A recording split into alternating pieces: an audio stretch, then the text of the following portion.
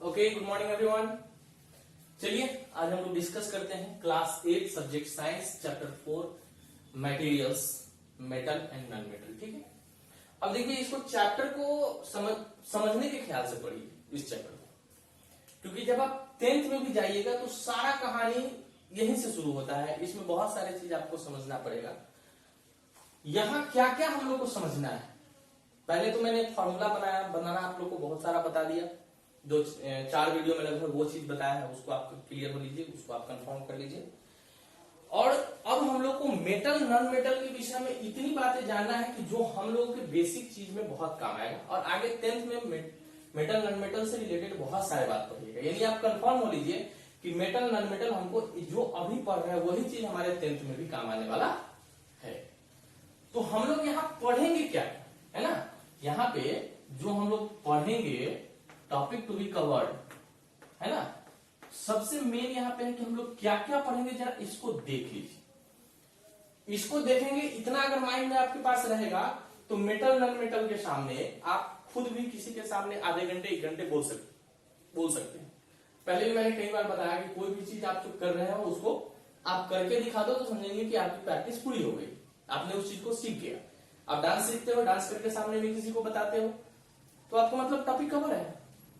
तबला सीखते हैं, तबला बजाते हैं, तो जो चीज आप देखते हैं उसको सामने वाले को करके आप बताते हैं तो समझिए कि टॉपिक आपके अच्छे तरह से कवर्ड हो गए। ठीक है, तो हम लोग सबसे पहला जो इसमें देखने वाले हैं वो है डिफरेंसेस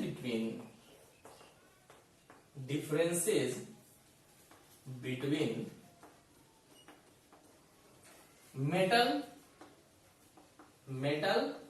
एंड नॉन मेटल। बस पहला पॉइंट हम लोग का ये होगा।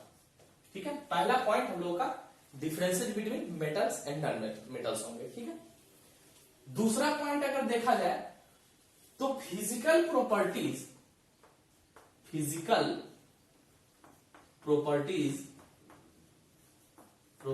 Of metal. ठीक है, दूसरा पॉइंट, थर्ड पॉइंट अगर देखेंगे तो इसका होगा physical properties of non metal.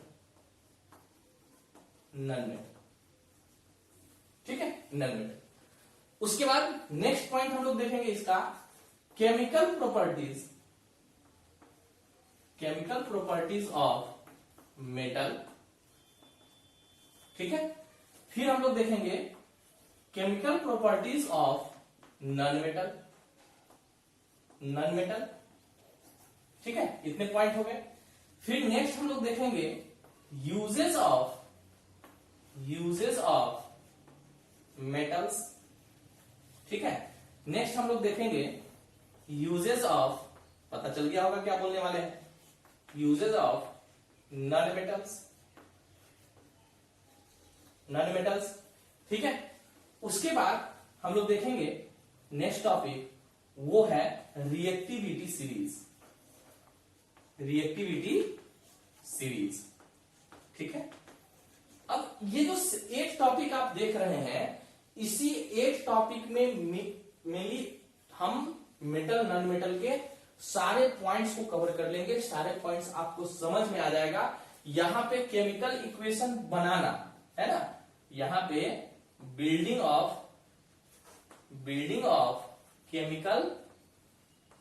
Chemical equation. आपने पहले क्या पढ़ा, बिल्डिंग ऑफ फॉर्मूला, और उसके बाद balancing of chemical equation.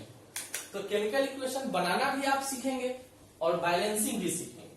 Okay, balancing of chemical equation.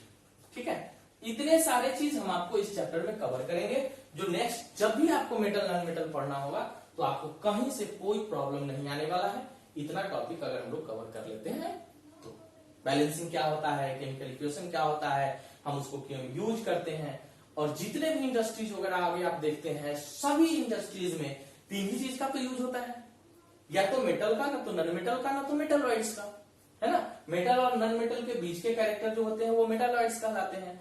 और किसी भी इंडस्ट्री में आप जाइए तो मेटल नॉन मेटल जब उसकी यूज होता है, वहां पे जो भी चीजें हैं उसमें यूज जब हो रहा है, तो उसकी जब रिएक्शन होगा तो या तो एसिड होगा, ना तो बेस होगा, ना तो साल्ट होगा। आपने क्लास 7th में भी पढ़ा है। तो मेटल नॉन मेटल और एसिड बेस साल्ट, ये जो प्रॉपर्टीज है, इसको इंडस्ट्री इंजीनियर जो भी साइंटिस्ट वगैरह है सब बहुत सारे इस पर रिसर्च करते हैं, बहुत सारे तरीका अपनाते हैं। इसलिए आपने 7th में भी ये चीज पढ़ा था, एसिड बेस साल्ट। और एसिड बेस साल्ट और मेटल नॉन मेटल चैप्टर आपको 10th में भी पढ़ना है। यहां तक कोई दिक्कत, कोई प्रॉब्लम नहीं। तो आप एक चीज और ध्यान रखिए, अब यहां आप समझ लीजिए कि हम लोगों ने कुछ दिन पहले एक बहुत बड़ा सा लिस्ट बनाया था, जिसमें 300-400 मटेरियल का लिस्ट बनाए थे, है ना। आप गौर करिए, उसमें एक मटेरियल के लिस्ट में मेटल और नॉन मेटल भी था, ठीक है। मटेरियल के 300 लिस्ट जो बनाए थे, उस लिस्ट में एक जो डिफरेंसेस था, जो क्लासिफिकेशन करना था, उसमें मेटल और नॉन मेटल भी था। तो अब आप समझ जाइए कि मेटल और नॉन मेटल का जब इस तरह से डिस्क्रिप्शन होगा, तो उस 10 पॉइंट के भी बहुत सारे लंबे लंबे डिस्क्रिप्शन होंगे, और एक एक करके हमको समझना होता है, एक एक करके हमको जानना होता है, और फिर जाके उसकी कहानी खत्म होती है और अच्छे से समझ में आ जाता है। तो चलिए, हम लोग समय नष्ट न करते हुए हम लोग पहला पॉइंट को कवर करते हैं। अभी आप ही बताएंगे कि अगला पॉइंट मेरा क्या क्या बचा हुआ, उसी हिसाब से हम लोग आगे बढ़ते चलेंगे। ओके, अब इसको मिटा रहा हूं। तो पहला जो पॉइंट हमारा है, differences between metal and non metal, ठीक है। Differences between metal and non metal, point first हमारा होगा, ठीक है।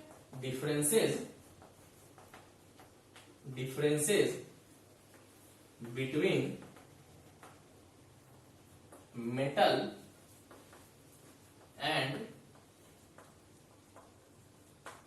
नॉन मेटल, ठीक है। Differences between metal and non metal.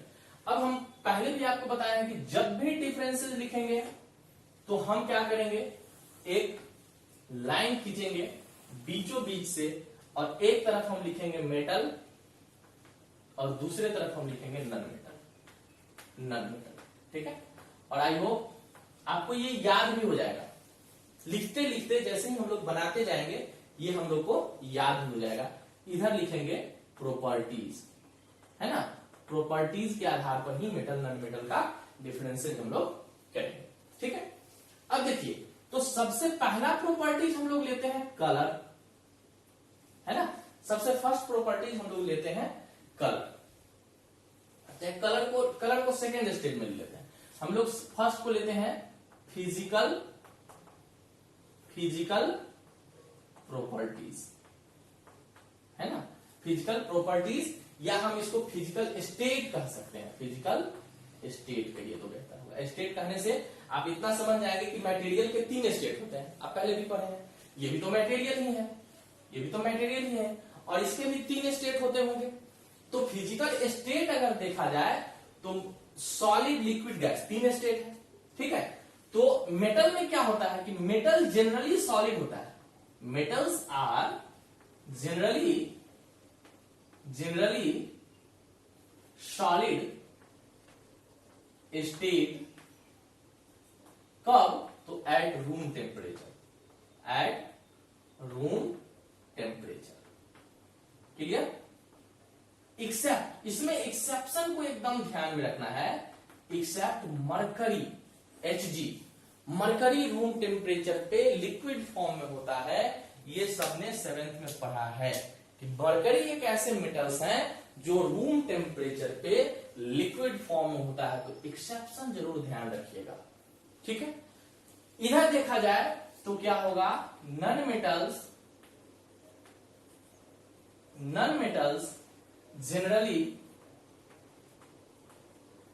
generally solid, liquid and gas at room temperature, ठीक है। जहां भी टेम्प लिखे समझ जाइए टेम्परेचर है। अब सॉलिड, लिक्विड, गैस जब तीनों हो ही गया तो तीनों तो स्टेट होते हैं, solid, liquid, gas. That mean हम कह सकते हैं कि metals are found in all physical state, तीनों फिजिकल स्टेट में पाए जाते हैं। आप 9th में जाइएगा तो 2 फिजिकल स्टेट और पढ़ा जाता है, लेकिन अभी आप जो है आप 3 ही फिजिकल स्टेट अभी तक आप लोग जानते हैं। 9 में जाइएगा बोस, है ना, बीईसी स्टेज भी पढ़ते हैं, प्लाज्मा स्टेज भी पढ़ते हैं। तो उसको हम लोग 9th में पढ़ेंगे। पहला डिफरेंसेज आपका कंप्लीट हो गया। यहां तक कोई दिक्कत, याद भी होगा। फिजिकल स्टेट क्या, मेटल जो है सॉलिड, लिक्विड, गैस। तीनों में नहीं, सॉलिड होते हैं जनरली, एक्सेप्ट मरकरी, मरकरी को छोड़कर के मेटल बाकी सारे के सारे सॉलिड स्टेज में होते हैं। लेकिन नन मेटल अगर देखा जाए तो सॉलिड, लिक्विड, गैस तीनों स्टेट में होते हैं, यहां से कोई प्रॉब्लम नहीं आनी चाहिए। ठीक है, चलिए अगला हम लोग देखते हैं कलर। ठीक है, कलर देखते हैं। अब देखिए मेटल है सम स्पेसिफिक कलर है ना। देखिए मेटल्स जो होते हैं ना बहुत सारे, जैसे एल्युमिनियम को आप देखिए, एल्युमिनियम है ना, एल्युमिनियम का कैसा है, एक चमकीला सा शाइनी कलर है ना, शाइनी कलर है। यानी हम कह सकते हैं कि ये सिल्वर कलर भी हो सकता है, सिल्वर कलर उसको भी कहते हैं, है ना। अगर सिल्वर को देखा जाए, ठीक है, ऑरम को देखा जाए, गोल्ड को, अब ये सब सिंबल इसलिए हम लिख रहे हैं क्योंकि आपको ये सब चीजें लिखा दी गई है। ऑरम क्या है, गोल्ड, ये सोना हो गया, गोल्ड हो गया, चांदी हो गया, एल्युमिनियम हो गया। अगर इसको देखा जाए, सिल्वर चांदी को देखा जाए, तो ये चांदी में एक स्पेशल इसका कलर होता है जिसको सिल्वर कलर हम कह सकते हैं। ये गोल्डन कलर होता है किसमें, तो गोल्ड में, है ना, गोल्डन कलर का होता है ये। अगर कॉपर को देखा जाए तो ये कॉपर भी लगभग येलोइश टाइप का होता है ना, येलोइश टाइप का होता है। ठीक है, नन मेटल में क्या होता है कि कलर की तो भरमार है। नन मेटल में, नन मेटल है large variety of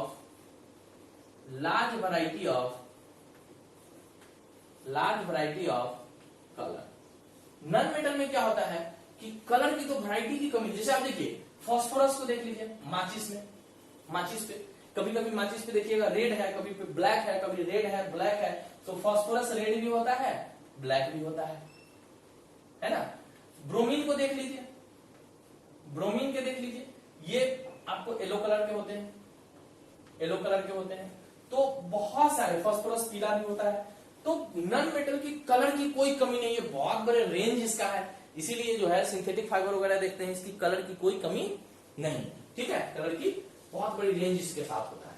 ठीक है, चलिए अब हम लोग देखते हैं नेक्स्ट, एकदम स्लो मोशन में हम चलते हैं ताकि ये कंप्लीट हो जाए, है ना। हम सिलेबस को भगाने की कोशिश ज्यादा नहीं करते हैं, हम सिलेबस को समझाने की कोशिश ज्यादा करते हैं, और जो समझ में आ जाए वो फिर लाइफ टाइम खत्म नहीं होता है। तो कोशिश करना है कि हम सिलेबस को समझें, ना कि हम सिलेबस से भागें। ठीक है, तो ये 2 पॉइंट हमारे हुए, 2 पॉइंट हमारे कवर हो गए। पहला पॉइंट हमने देखा फिजिकल स्टेट और दूसरा पॉइंट हमने देखा कलर। ठीक है, अगर अपीयरेंस की बात किया जाए, तीसरा है ना, तीसरा होगा हमारा अपीयरेंस। कैसा दिखता है, आउटलुक कैसा है इसका।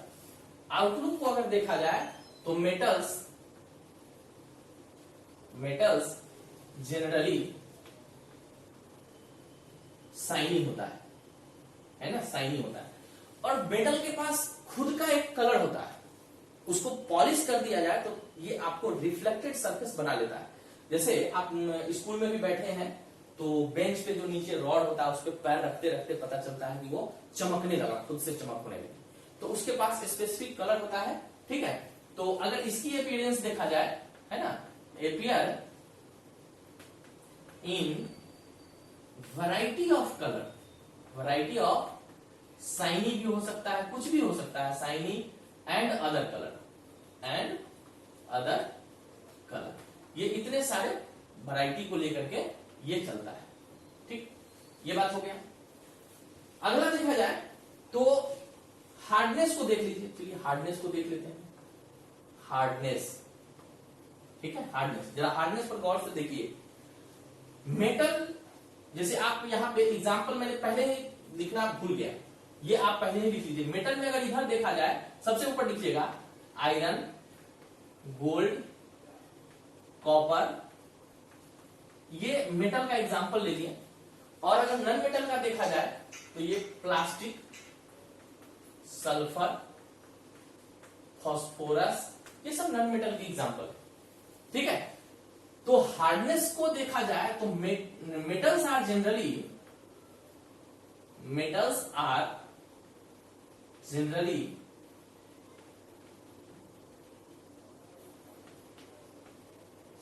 हार्ड। ठीक है, जनरली हार्ड। ठीक है, लेकिन यहां पे एक्सेप्शन होगा, एक्सेप्ट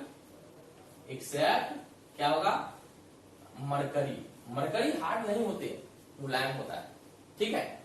उसके बाद नॉन मेटल है, non metals are not hard. लेकिन यहां पर भी एक्सेप्शन देखने को मिलेगा आपको, है ना, एक्सेप्ट डायमंड, दुनिया का सबसे ये हार्डेस्ट सब्सटेंस माने जाते हैं डायमंड। अगर ये हार्ड है एक्सेप्ट मरकरी, लेकिन ये जो है एकदम है तो वीक, लेकिन डायमंड जो है एक ऐसे है जिसके पास सबसे ज्यादा हार्डनेस मौजूद है, जो एक्सेप्शन कार्बन का ही वो आइसोमर है और उसके एक्सेप्शन भी देखने को मिलते हैं, ठीक है। तो ये 4 डिफरेंसेस हम लोगों ने देखा, अभी और डिफरेंसेस दिखेंगे बट नेक्स्ट वीडियो में देखेंगे। आज की वीडियो में इतना का आप नोट्स बनाइए और नेक्स्ट पॉइंट हम लोग आगे देखना, आगे की वीडियो में देखेंगे। Okay, thank you, take care.